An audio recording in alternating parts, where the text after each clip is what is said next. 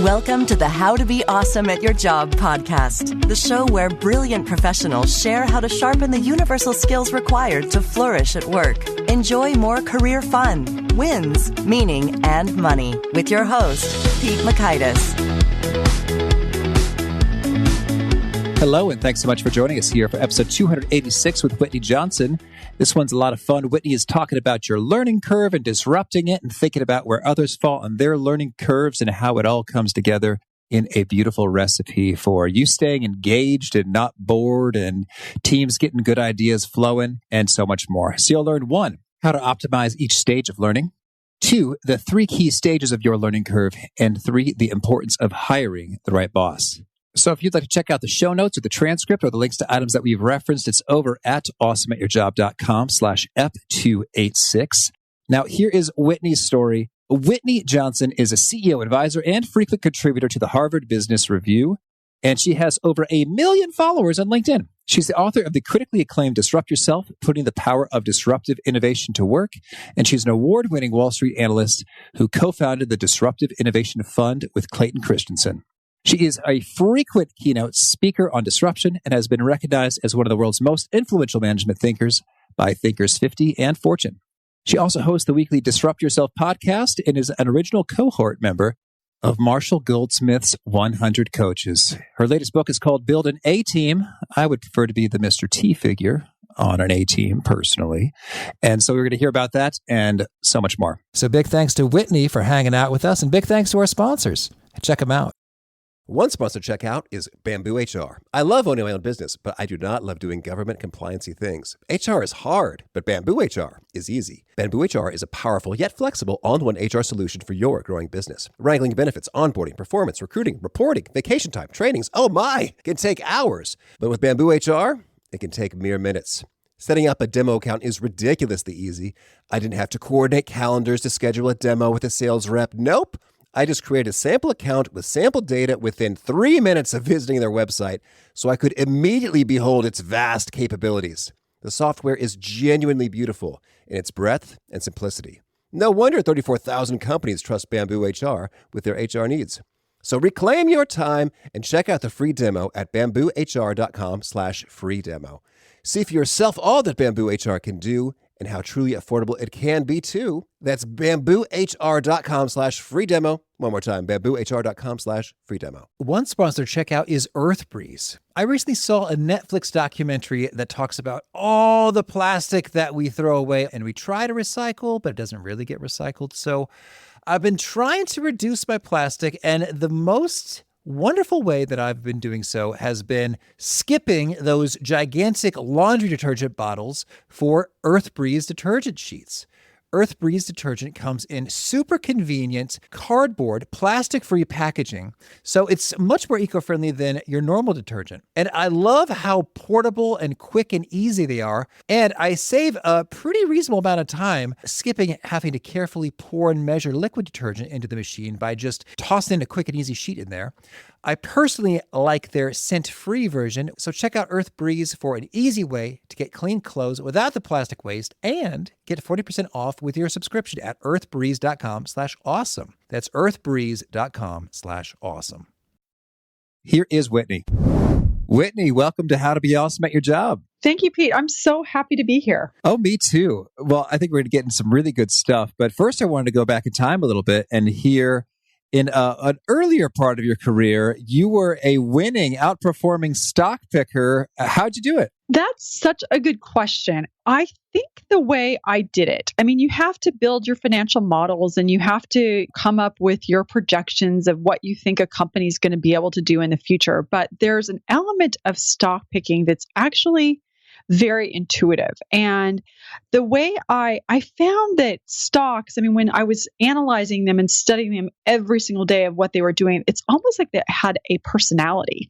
One of the elements, at least for me, of being a good stock picker was, sure, I had to have the numbers, but also being able to analyze management, what I thought management would do, how they were thinking about the world, what was motivating them, and then also watching the stock and just getting a sense for when there might be momentum shifting either up or down. So I think a good stock picker has this element of being able to do the analytical work, but there's also an intuitive, there's a left brain, right brain aspect to stock picking. Oh, it's intriguing. And, one of these days, my dream is, because I've seen that there's numbers of studies that show that certain kind of good people practices are linked to exceptional or beyond normal stock performance measures. If you look at maybe good to great or any number of those sort of studies that are out there. So part of me thought one day, I think it'd be really cool to start strategy in which I'm trying to snag undervalued stocks based upon having brilliant people and culture things in play, because it's like those are not readily quantified, reported, sent to the SEC, and digested by day traders the world over. So fascinating. Someday. I love it. Yeah. It's worth doing. Cool. So, maybe I'll pick your brain when that day comes, but because you've made a leap here into more of the realm of people and learning and development, and you talk a lot about disrupting and disruption.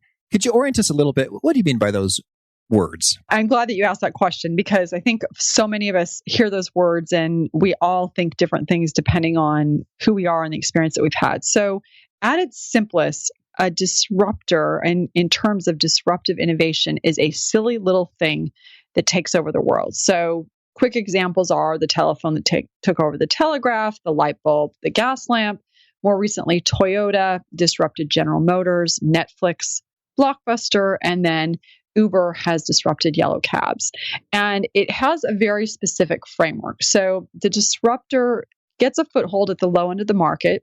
And think about like Toyota in the 60s. And at the very outset, its position is weak and their product is inferior. And at that point in time, a General Motors could have literally crushed them like a cockroach.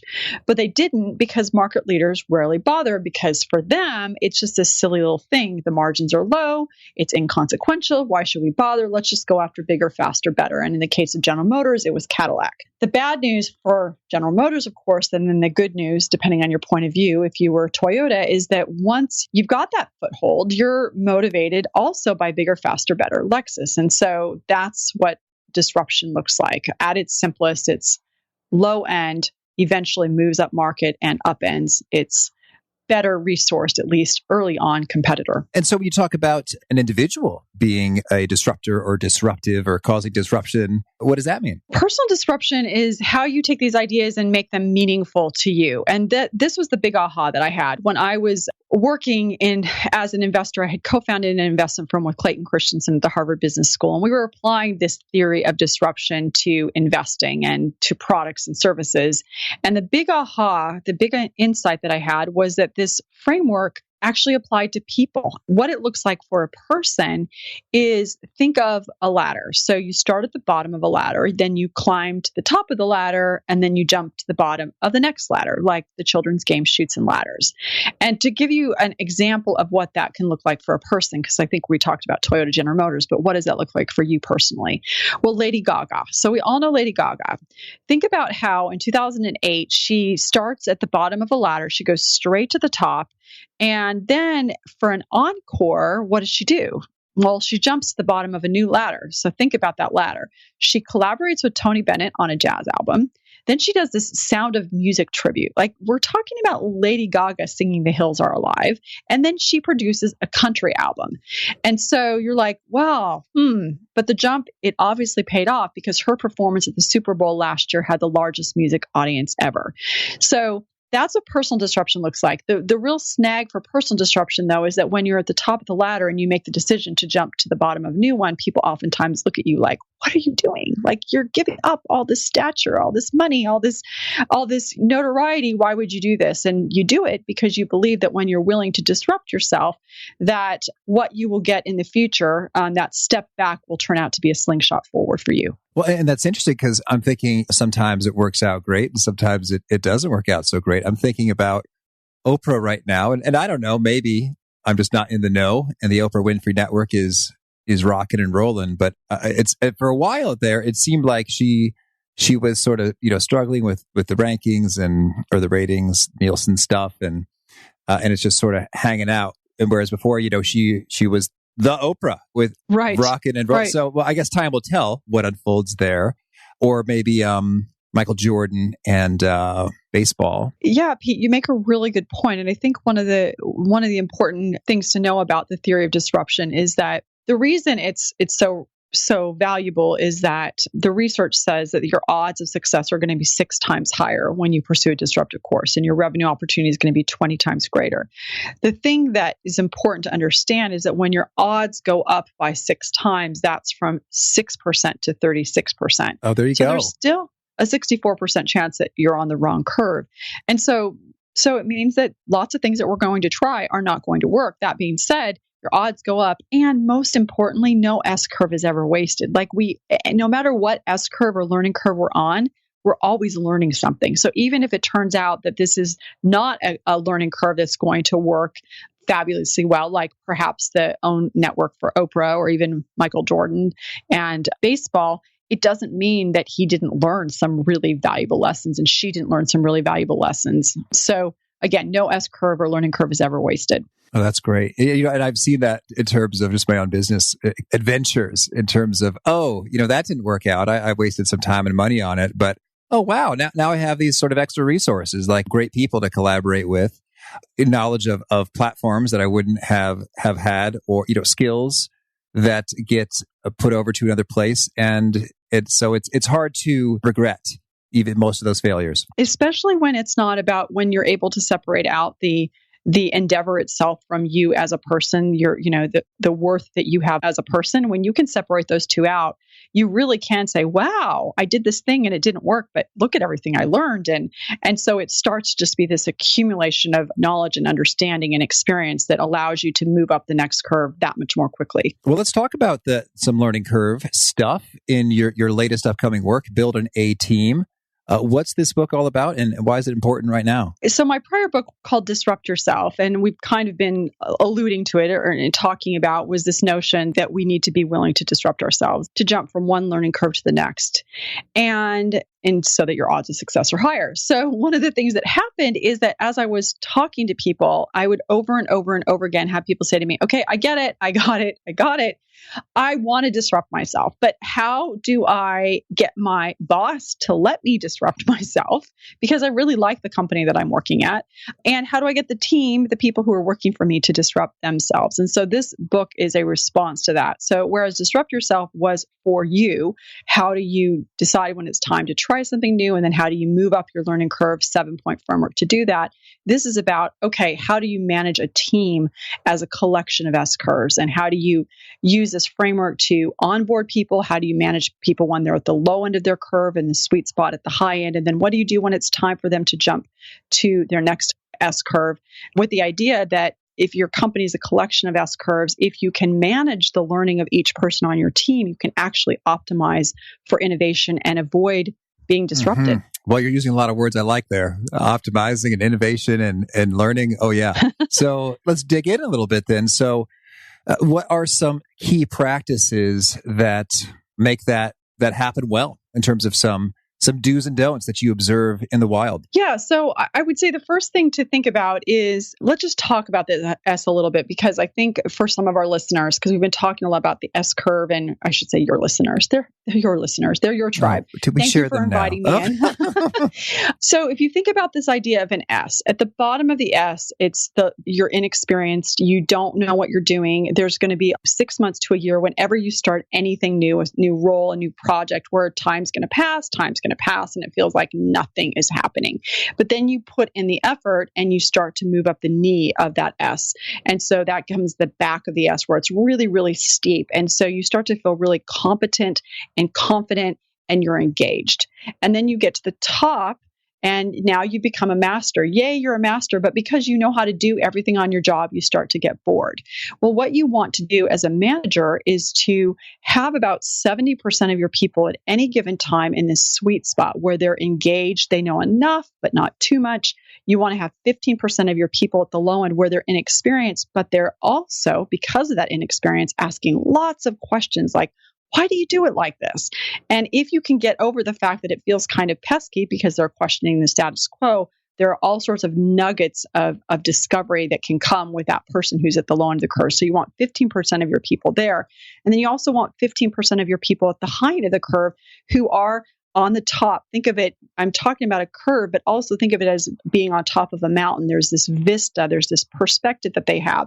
They can also bring along the people who are at the bottom and the middle of the curve before they then jump to a new one. And so if you can optimize each of those respective stages of learning, it can allow you to be very innovative. And in fact, if you as an organization or a leader are trying to figure out if you're at risk of being disrupted, all you have to do is look at how many people are at the high end of the curve.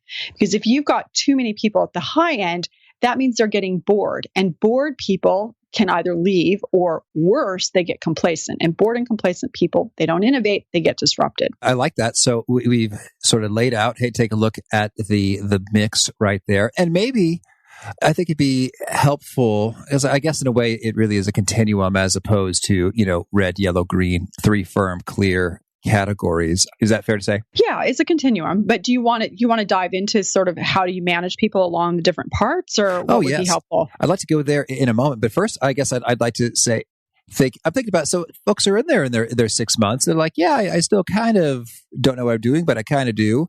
I guess, where would you place them in terms of the 3 segments? Or would you just say they're more like the new folk than they are the mid folk, and just leave it at that? Or are there any kind of key questions or indicators you look to and do your categorizing? Yeah, love it. Great question.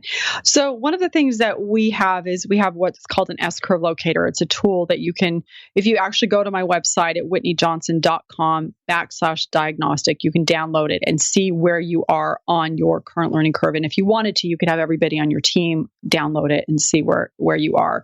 What I would say is it's definitely a continuum. But here's a quick rule of thumb. Typically, someone's going to be at the low end of the curve. If you're mapping against the 10,000 hour rule, for example, and working 40 hours a week, you're going to be there up until about the time that you're at 6 months. And that's going to be characterized by you coming home from work and saying, I have no idea what I'm doing. I feel very daunted by what's happening. And so that's how it's going to feel. And so you then go, okay, I know it's supposed to feel this way, so I'm not going to get discouraged. But at some point after, from 6 to 9 months, and it may be a year, depending on how prepared you were going into this new work, you're going to start moving into the sweet spot. And you'll be in the sweet spot for, again, on average, 2 to 3 years, where at the low end of the sweet spot, you feel like you still know enough, but not quite enough. And at the high end of the sweet spot, you probably know a lot and perhaps almost too much. And then once you get to the top of the curve, that's going to be 3 to 4 years in a particular role. And you don't really want to be staying at that place for longer than 6 months to a year. And again, this is doing exactly the same thing. There's lots of different ways for you to extend out the sweet spot of the curve, but that's a basic rule of thumb. Well, that's really interesting because that seems to roughly correspond to what we're seeing with the horizon in which people choose, of their own volition to stick with a current role before they say, you know what, I think I'm going to move on now. Yeah. And what's so fascinating, Pete, is that when people hear about this framework, they go, oh, that's why I move every 3 or 4 years, because I was at the top of a learning curve. And it helps them understand that they weren't just being flaky, like, oh, I'm done with this job. They understood, oh, it's because my learning had peaked and I needed to do something new because I was getting bored. And in order for me to be most productive and most be able to contribute better to the organization, I needed to be able to leap to a new learning curve. Okay. All right. So let's say now we've got 3 different segments. What are some best practices within each of them? Yeah. Okay. I would say for people at the low end of the learning curve, you want to have a plan. I think there's this tendency to think that whenever you hire someone that they're going to be there forever, and they're just not. We subconsciously do that weird thing. And so you want to have a really clear plan of what you want them to do for their first month on the job, for their first 6 months on the job, for their 2 to 3 years on the job, knowing that 3 to 4 years from now, they're going to jump, assuming that they've been a good employee, going to jump to do something new. The second thing you want to do is to just let them do their job. I think sometimes when people are brand new, and for example, I know some of your listeners are fairly new managers, there's this tendency to want to micromanage it. Let me just tell you a quick story around that. There was this really talented high performer at Boeing who was promoted to be a manager. And a few months in, one of his direct reports, an engineer, announced that he was quitting. And the engineers, he's like, why are you quitting? Like, you're doing such a good job. And the engineer said, well, it's because you're micromanaging me. You've made 14 changes to my work. Your job is not to do my job. Your job is to help me understand the bigger picture, to plug me into the network and to advocate for me. The employee still quit, but Alan Mulally, who went on to become the CEO of Ford, one of the best CEOs of our time, apparently learned his lesson, I should say. And the third thing I would say for people at the low end is to recognize that they're going to be slow. And so sometimes you're going to say, oh, I wonder if I should have hired this person because they're not really quite delivering the way I wanted them to. Just recognize that they're going to be slow because they're low end of the curve. And then remember that because they're not blind through familiarity, there are lots of things that they're going to see. Make sure before they start to get blind, make sure you ask them what their insights are and what suggestions that they have for you and how you might do things differently. So that's at the low end of the curve. I really like that. And that notion that the new folks have, because they don't know stuff, are a rich source of innovation. And I guess I'm thinking about it sometimes when we've had folks like just, hey, clean our home. Sometimes like it's gotten beyond us. We need a little help, TaskRabbit or something. On a number of occasions, it's sort of like I behold sort of what they've done. And at times it's like, well, that's not where that goes. That goes over there. It's like, but you know what? It makes so much more sense to have it over here. And so exactly. That's a great example. I love it. So yeah, that's good. At times it's sort of like, nope, that's not where that goes for a reason. And I'm going to move it back here. And at other times, it's like you have sparked something really cool about how I should have been doing it all along. So that's cool to have that flexibility, that humility to roll with it. And then what about folks who are in the midpoint or the sweet spot? People in the sweet spot, it's a really interesting place because they are feeling really competent. And one of the things that's really interesting is when people are in the sweet spot, you start to then think of them as a high potential person. And fascinating research suggests that when people are high pose, we actually don't give them hard assignments because we're afraid that they'll fail. And so the most important thing you can do for your people in the sweet spot is to give them constraints, to give them friction, to press them and challenge them. Give them real stretch assignments where there's a real possibility of failure. And then the second thing I would say is because they are performing so well, make sure you appreciate them. It's easy sometimes when people are at the low end or the high end, you're worried about them, et cetera, and you forget and ignore the people in the sweet spot. They're not a problem child, so don't make them one because you've ignored them. So that would be my advice for the people in the middle of the curve.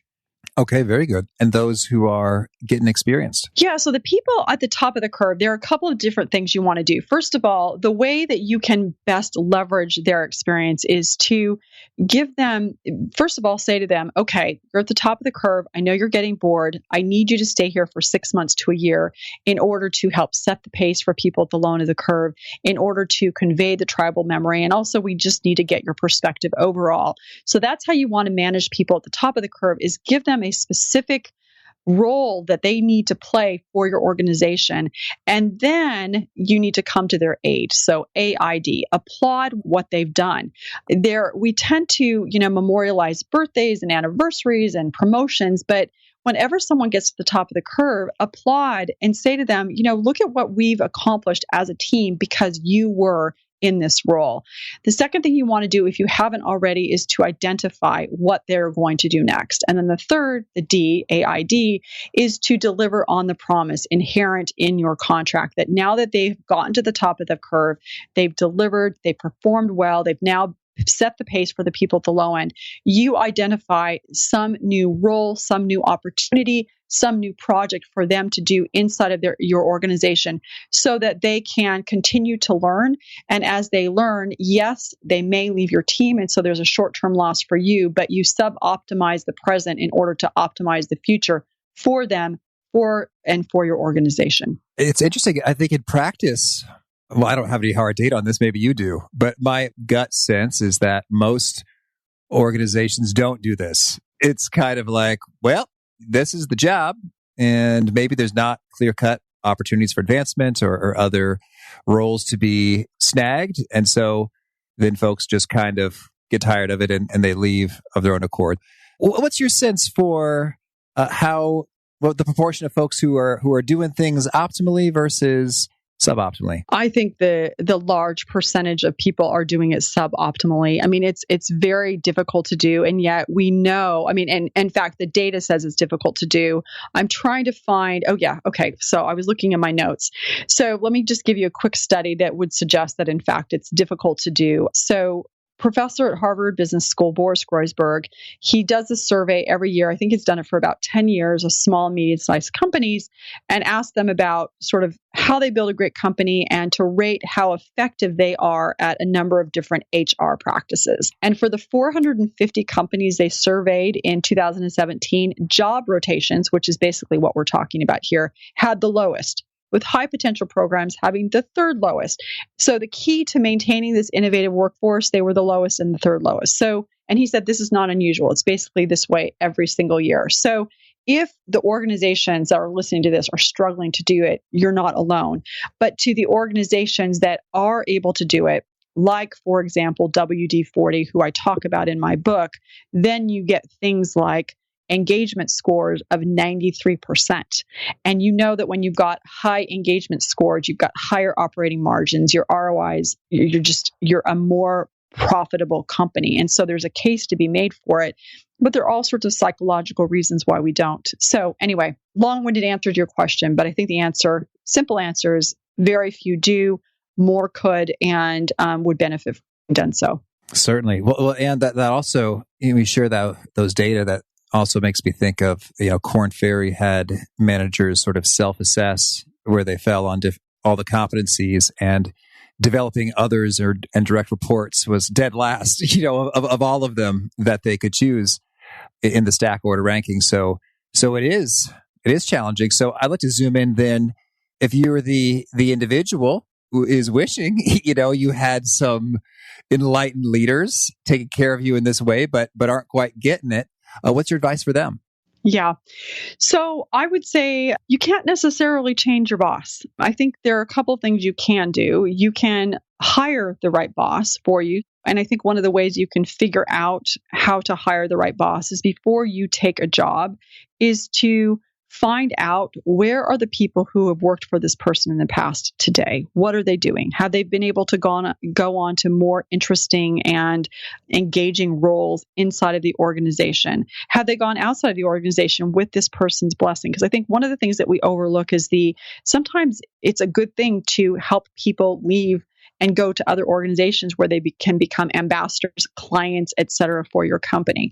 So I think that would be the first place I would start. The second place I would go is to you yourself. I think that if you can make it possible for the people who report to you to be able to learn and leap and repeat, you're going to find that the people who are reporting to you are much more engaged. They'll be all in. And when they're all in, when they're learning, you're going to ship more product, and then you're going to start to become a talent magnet, and people are going to want to work for you and with you. And so then if it turns out that the boss that you happen to work for is not the talent magnet, then you're going to have the ability to move to other organizations over time. And I also want to get your take on, there are some employees who are not that interested, engaged, or motivated by learning. And they would kind of just rather sort of do their thing for a while with minimal interruption and maybe effort. How do you think about working with this sort of profile in the mix? So with someone who just literally doesn't want to learn, is that what you're saying? They're just not excited. Yeah. And I mean, I think that you might call it less motivation, or they would prefer just a bit more of routine. I'm thinking of Jerry Gergich from Parks and Recreation right now. If you could bring that to mind, he just likes his government job because he can get home to his wife and family at a reasonable time, and that's that. Yeah, so it's such an interesting question. So I remember a few years ago, maybe 2 years ago, I was talking to a CEO of a company, and he said 90% of my people don't have a learning curve. They just don't care. And, I could really feel how he felt, like he was really frustrated. And my response was, I think it's just not true. I think everybody is on a learning curve. It's just so because everybody has the will for something. So I think that when we have someone inside of an organization who is not performing well, I think there can be a couple things going on. I think Sometimes they just don't want to work that hard, but that means that this is not the right learning curve for them, because I think everybody's willing to work hard at something, even if it's playing video games 10 hours a day, or watching football for 10 hours a day. There's something that they're willing to work hard at, but it might not be inside of your organization. So I think, and that's sometimes where you've just got to have those difficult conversations and say, this isn't the right learning curve for you because you're not excited about this particular curve. I do think sometimes that people are underperforming, not because they're not willing to work hard, but because they are on the wrong curve. Part of the reason that happens is that we as human beings, because we overvalue what we're not good at, we sometimes get ourselves into the wrong roles because we worked hard at something, so therefore we should be in that role, when in fact what we would be really good at is that thing that we don't value because it's easy for us. And so a really great boss will be able to discern between the two. And when they discover that there's someone in the wrong role, and I talk about this in the book about a woman named Jocelyn Wong, where she was at Procter & Gamble. She was an engineer. Turns out she was not performing well. And it's not because she wasn't good. It's just that she was on the wrong curve. So they moved her into marketing, and she's now been the CMO of Lowe's. Again, I think everybody has the will for something. It may not be the will for the learning curve inside of your company, but sometimes when people aren't performing, it's just that they're not on the right curve. All right. And if there's an individual who finds themselves, they're bored and not sort of getting the proactive attention from leadership to kind of craft new things, do you have any tips for being proactive and how one might go about taking the initiative optimally to finding some new challenges within the current role? Yeah. Okay. So you're saying you're a little bit bored. Well, okay. So a couple things. I would say number one is you want to talk to your boss and say to them, and again, I understand that this might sometimes feel like tantamount to getting pushed off the curve, which also gives you information, right? If you can't go to your boss and say you're bored, then you're probably going to leave at some point anyway. So you may want to make the decision to be proactive. But I do think that there are opportunities for you.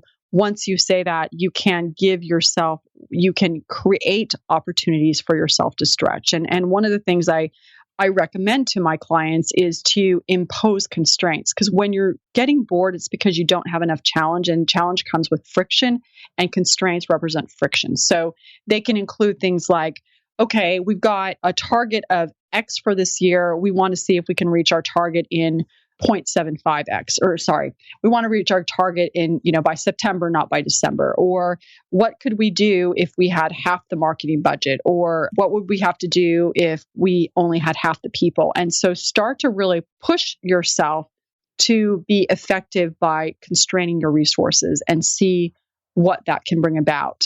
But again, I think that can at some level feel like busy work. You're really best off by having that conversation with your boss and or taking on interesting projects inside of the organization that engage you and challenge you, which in a very, very large organization, you certainly have the option of doing. If you're at a smaller organization, you can start a side hustle and see what happens there. But I think in that instance, you're basically saying, okay, this S curve I'm on isn't fulfilling me. And for whatever reason, I'm not ready to jump to a new curve. It might be a financial concern. So I'm going to start a side hustle, start my own S curve over here and see what comes of that. All right. Thank you. Well, Whitney, tell me, anything else you want to make sure to mention before we shift gears and hear about a few of your favorite things? Yeah, I think the only other comment I would make is that I think whenever you're thinking about disrupting and this idea of learning and leaping and repeating and disrupting yourself in terms of how you're managing your workforce or your team, is always remember that because you're creating a new market, you're creating a new way of doing things, if it's going to be scary and lonely. So if you're feeling scared and if you're feeling lonely as you're pursuing this, you're actually on the right path to disruption. Oh, that's good. Thank you. Well, now could you share with us a favorite quote, something you find inspiring? Yeah. So one of my favorite quotes is, "Rings and jewels are but apologies for gifts." I'm paraphrasing. It's Ralph Waldo Emerson. But the only true gift is a portion of thyself. I really, really love that quote. It's very meaningful for me. And so whenever we think about ourselves in the workplace or really any endeavor that we're pursuing, I think it's always important, at least for me, to find some way to bring myself into that, to really show up in some way, whether it's professionally or personally. Oh, thank you. And how about a favorite study or a bit of research? Yeah, so I read the Undoing Project not too long ago, and I talk about it a little bit in this next book. I'm fascinated by this idea of behavioral economics and how sometimes when we want to encourage people to do something, we talk a lot about the carrot, but I think that when it comes to motivating ourselves, the stick is not to be overlooked. And so I think that for me was really powerful. Sometimes we need to just prod ourselves by saying, okay, here are all the bad things that are going to happen to you if you don't do this new thing, because we want to be positive, but sometimes we're actually more motivated if we can tell ourselves that it won't be good if we don't do this. Have you applied this in your own goal pursuits? Yes, absolutely. I have. Do you want an example? Oh, please do. Okay. So probably a year or two ago, I had gotten off of a webinar and I just wasn't very good. You know how you have times you're just not very good. And afterwards I was like, I wasn't very good. And I was psyching myself up about how good I was going to be. And my husband, spouses and partners are often truth tellers. He's like, don't you get it? Like, you need to tell yourself like how bad it's going to be. And if you tell yourself how bad it's going to be, then you'll prepare. And I was like, really? He's right. He's right. And so now when I'm trying to prepare to give a speech or prepare to do a podcast like with you, instead of saying to myself, this is going to be great, I'll say, okay, if you don't prepare, if you don't take a look at, like, think about what you're going to do beforehand, it's going to be bad. Then it motivates me actually to act. So powerful research to me. Oh, good. Thank you. And how about a favorite book? Oh, I am reading Brandon Sanderson. Do you know him at all? He's a fantasy writer. He writes fantasy, and he wrote this book called The Way of Kings, and he's just the most fantastic storyteller. Like, if you ever read Ender's Game, he takes Ender's Game to the exponential power. Like, he's just that good. Oh, thank you. And how about a favorite tool, something that helps you be awesome at your job? Headspace app, hands down. It's so good. It's really good. Did you have him as a guest on your show? I haven't. But we have a guest coming up who's on the Simple Habit app. What he's coming on, and Andy, he's on the list. So maybe someday it could happen. Yeah, that you could do the live meditation. Anyway, that app's I'm up to 900 minutes, and it's really made a difference for me. It's fantastic. I highly recommend it. In fact, I have recommended it to a number of people. Yeah, and when you say the difference, what difference does it make for you? I think that I tend to get anxious or worried about all the 10, 20, 30, 40, 50 things that I need to do in the next hour or 2 hours. And so I think the Headspace app has helped me say to myself, okay, that's just a thought. Just focus on what you have to do right now. Write it down. You can come back to it. So just be much more aware of the chatter in my head and to kind of calm that chatter down. And so I found it very helpful for that. Oh, very good. Thank you.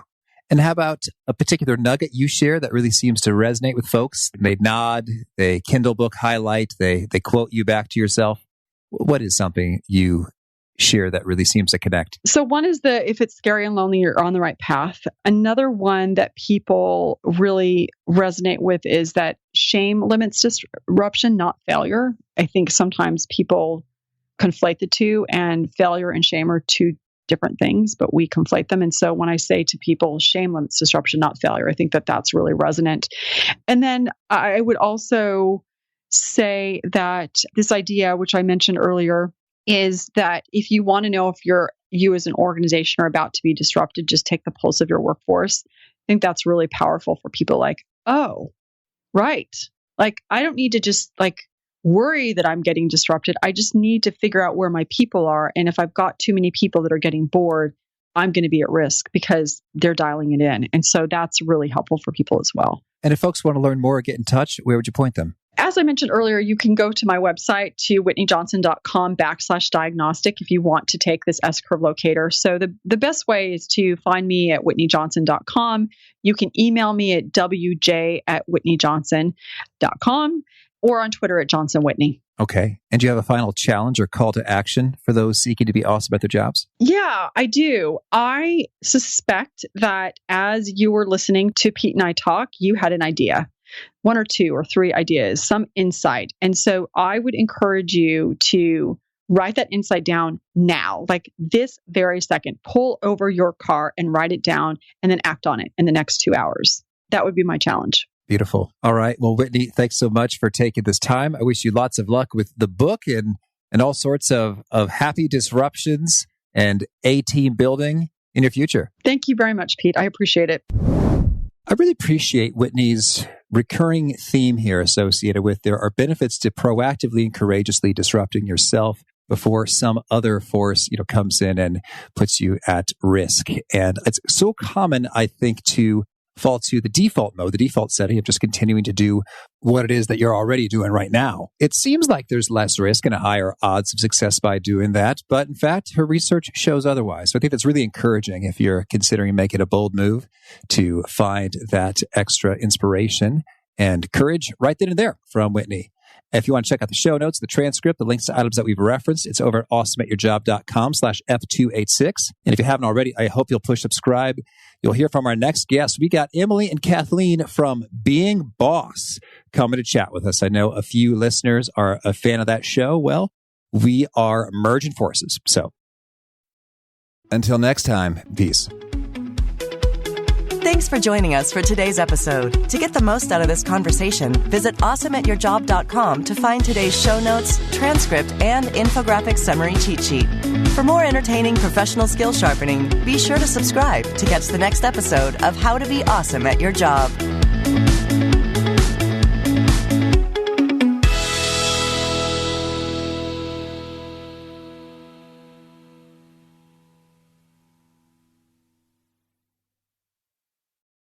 This time of year, a good hoodie is absolutely essential. But it's tough to find one that will last through the season. That's why the American Giant Classic Full Zip Hoodie is made to last a lifetime. So you can count on it to bring you comfort and warmth year after year.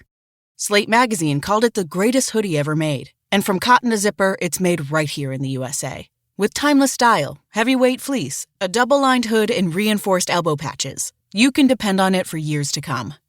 Snag the hoodie that will bring you comfort for life, the American Giant Classic Full Zip, and save 20% off your first order at american-giant.com when you use code CLASSIC24 at checkout. That's 20% off your first order at american-giant.com, code CLASSIC24.